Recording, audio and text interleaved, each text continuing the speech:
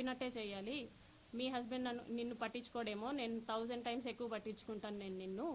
So నేను చెప్పినట్టే చెయ్యి, ఇది ఎవరికి లీక్ చేయొద్దు అని చెప్పేసి ఆ టోన్లో నాతో మాట్లాడారు. నేను దిగేశాను.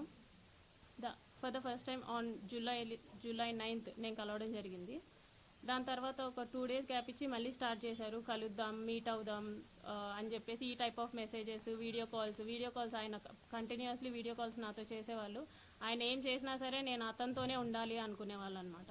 ఈవెన్ తింటున్నా, వాళ్ళ పీపుల్స్తో మాట్లాడినా, స్నానం చేసినా, రెడీ అవుతున్నా నేను అతనితోనే ఉండాలి అని ఒక మరి శాడిజమో ఏమంటారో నాకు తెలీదు, తను అలా కోరుకునేవాడు అనమాట. ఏమన్నా అంటే నీకు ఒక బాబు ఉన్నాడు, నువ్వు అది గుర్తుపెట్టుకో, నువ్వు అది మర్చిపోతున్నావు, నీకు ఒక బాబు ఉన్నాడు, నువ్వు మాత్రమే ఉన్నావు, అది మాత్రం గుర్తుపెట్టుకో అనేసి అనేవాడు. నిజమే, నాకు పేరెంట్స్ లేరు, నాకు మమ్మీ డాడీ ఇద్దరు లేరు. మా ఫాదర్ జాబ్ వచ్చింది నాకు. నా ఫస్ట్ స్టేషన్ రైల్వే కోడూరులోనే. నాకు ఒక తమ్ముడు ఉన్నాడు, కానీ దూరంగా చదువుకుంటున్నాడు వాడు. మా హస్బెండ్ వచ్చేసి సాఫ్ట్వేర్, ఆయన దూరంగా